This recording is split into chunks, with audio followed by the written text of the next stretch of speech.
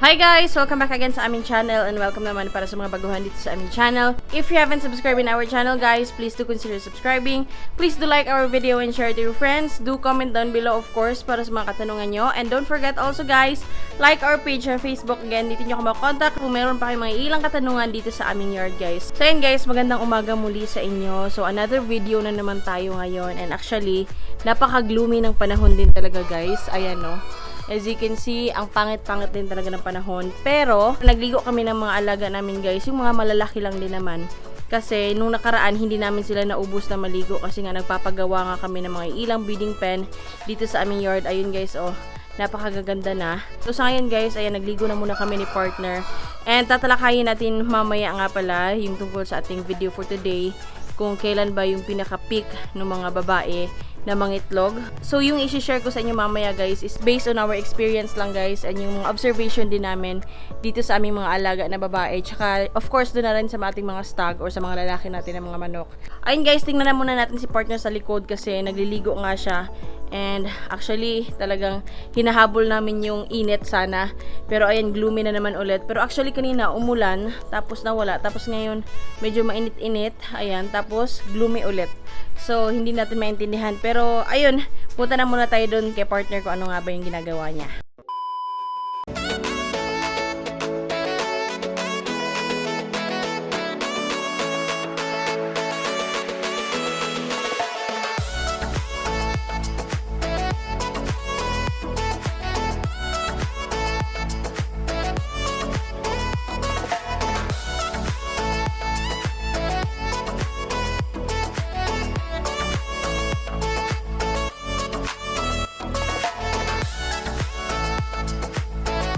So ayan guys, kakatapos lang namin magligo ng mga manok namin. As you can see, ang dami namin niligo actually guys. And nandun na sila. And thank God guys, talaga naman ding umaraw naman siya. Ayan guys, oh, kung mapapansin nyo, napakainit na naman. So talagang hindi natin maintindihan yung panahon guys. And yan yung pinaka-problema lalo na kapag isa kang breeder or kahit anong hayop naman din siguro guys, talagang magkakasakit kasi even tao ngayon maaambunan ka lang ng kahit konti talagang ang laki ng epekto sa iyo kasi kung minsan talaga ay nagkakalagnat ka, sumisipo, nagkakaubo. So maging sa manok guys, ganun din. So doon na muna namin nilagay sa may carabao grass para at least makakain din sila ng mga green leaves. So sa ngayon guys, nandito tayo sa aming bagong pinagawa na breeding pen. Hindi naman din siya ganun kagandahan guys, pero may pagkakaiba na talaga compare dun sa mga nakaraang breeding pen namin. And i-flex ko rin siya sa ngayon guys para at least makita nyo rin yung bago nating upgrade or improvement at least. Kahit konti lang ay napakasaya namin ni partner sa ganitong mga bagay guys kasi talagang hindi na kami mahihirapan pagdating sa breeding. So actually meron pa dun sa likod pero sa ngayon ito na muna yung papakita ko kasi hindi ko pa yung nalagyan ng mga net guys. And siguro lalagyan namin yun ni partner kapag nagkaroon kami ng bakante. Ayan, oh, ang init-init na naman guys. Ayan, so thankful ako kasi uminit and hindi magiginawan yung ating mga alaga. At the same time guys, matutuyo din sila. So, ayan, i-flex ko na muna itong mga breeding pen natin guys. Bali 3 kwarto lang siya sa ngayon and soon siguro kung ibibigay ng Panginoon ay i-continue namin to. So, bali maging maraming breeding pen na to soon guys. And at the same time, magiging kulungan rin siya ng ating mga month-old na mga sisiw. So, sa ngayon guys, eto yung itsura ng aming breeding pen dito sa aming yard.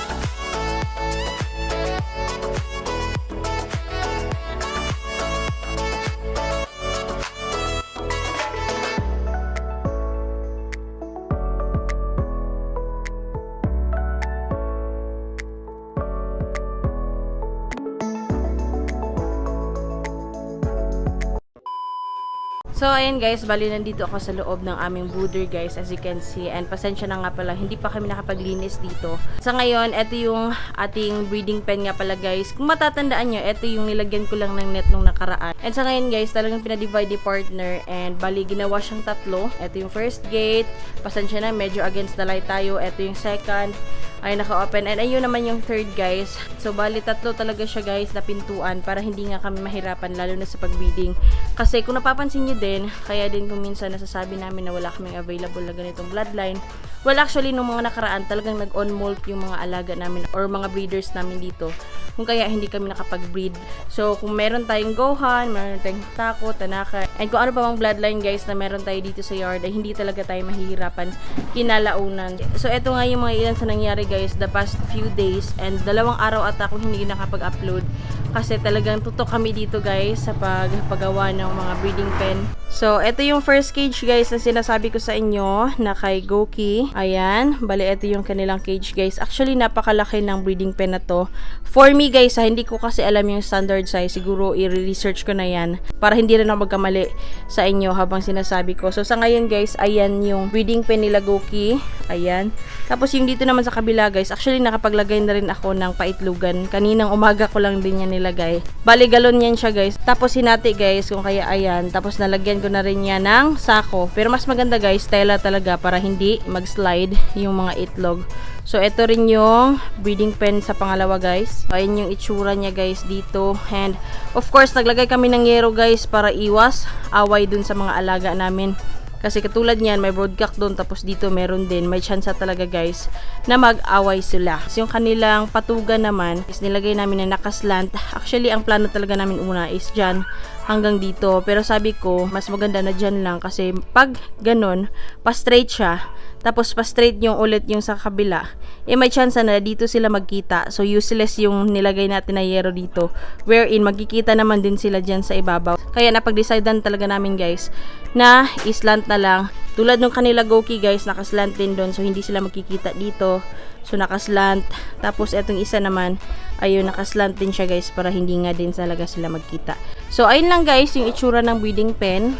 And naglagay nga ako ng paitlugan dyan. And siguro pwede pa dito guys at least kung okay naman yung pakikitungo ng mga hen nyo guys sa bawat isa, at least 3 siguro para sa akin ha. Pwede pa to ito guys na lagyan ng 3 hen tapos isang BC. Pero nga pala guys, sa ngayon yung nakalagay dito sa aming mga breeding pen is isang broodcock lang talaga tsaka isang hen. So ayun lang yung talagang nilalagay namin sa ngayon. Hindi rin kasi talaga namin binibigla yung broodcock guys na maramihang hen kasi gusto rin talaga namin na sure at least fertile talaga yung bawat itlog na binibigay sa atin ng hen kasi nga talagang nakakastahan siya since siya lang isa na hen dyan sa ating breeding pen. So ayun yung itsura guys ng aming breeding pen sa ngayon dito sa aming yard. So ayun na nga guys yung mga ilang nangyari dito sa aming yard. Actually guys, meron pang iba pero hindi ko na muna din isasama sa ating video kasi medyo mahaba na din siya. So ayun na nga guys yung ating title down below tungkol sa mature age ng ating mga alaga. Eto guys, disclaimer lang, based lang to sa observation namin and sa mga experience din namin of course sa pag-aalaga ng Shamo guys ha. Again, Shamo yung mga inaalagaan namin sa ngayon dito sa aming yard. So ayun na nga guys, ang dami yung nagtatanong sa akin kung kailan ba yung pinaka-mature age or kung kailan ba natin pwedeng magagamit na yung ating mga alagang Shamo. Again, sa Shamo ito na mga manok guys ha. Hindi ko to siya i-generalize kasi Shamo nga yung mga inaalagaan namin. Pero sa experience namin, yung mature age nung aming hen, pagdating sa hen guys, or pagdating sa mga babae na manok na Shamo, is as early as 6 months guys. I know some of you may think na OA naman masyado, 6 months, pwede na magpakasta ganito, ganyan. Actually, may na-experience kami niyan guys sa isang hen namin. Hindi ko alam kung nagkataon lang ba, or dahil din siguro pinapasama nga namin sila from day na napisa sila until na lumaki sila. And hanggang nag-inbreeding na din talaga sila guys ha. Pero let's not talk about inbreeding dito guys. Kundi yung point na as early as 6 months guys, nagtaka na lang kami, may mga itlog na yung hen na yon. Actually, hindi ko siya inakala na kapag napisa yun is may mga sisiw. So, hinayaan lang talaga namin siya na mangitlog and everything. So, wala kaming ginawa kundi hinayaan lang silang dalawan magkapatid. Until later on guys, naglimlim siya. So sabi ni partner na, sige lang, pabayaan lang natin yan kasi bata pa naman yan. Kung wala yung mga similya, saka na natin kunin yun yung sabi ni partner. So ginawa nga namin yun guys, sinayaan na lang namin.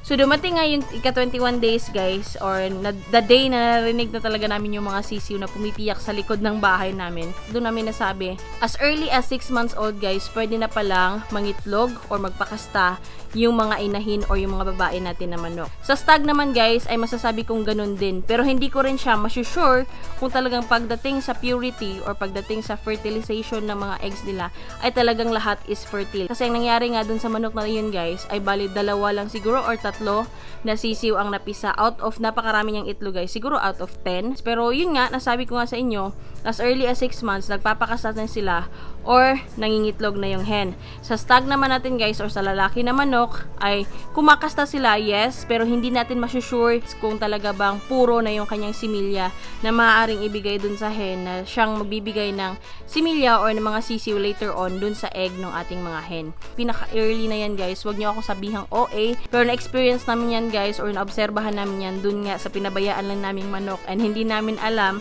nagkakastahan na pala sila.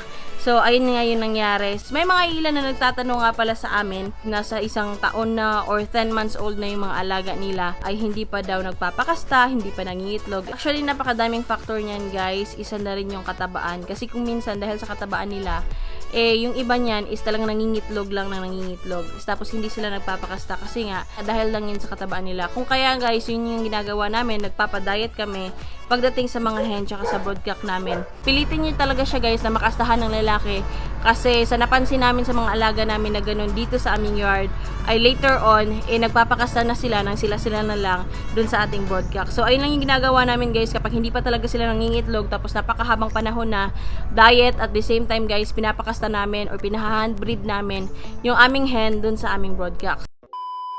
So, ayun lang siguro yung masishare ko sa ngayon guys. Ayun lang siguro guys, and sana again, may natutunan kayo at least man lang. Again, based on our experience lang yun guys, dito mismo sa aming yard, sa Inday Poypoy yard. Sana nag-enjoy kayo. Please do comment down below kung meron pa kayong mga ilang katanungan of course sa ating video. And kung ano yung mga next videos na gusto nyong makita dito sa ating channel. So anyway, if you haven't subscribed in our channel, please do consider subscribing. Please do like our video and share to your friends. Do comment down below again. Yun na nga, para sa mga ilang katanungan nyo pa regarding sa ating video for today. Do like our page on Facebook guys. Again, dito nyo makontak regarding sa mga ilan pang katanungan. Of course, again, dito sa ating channel.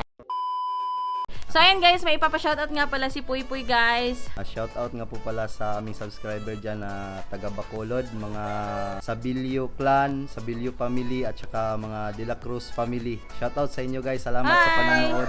Ayan, shoutout po sa inyo. So ayan lang guys, maraming salamat again sa panonood. Sana nag-enjoy kayo. Maraming salamat, goodbye and peace out!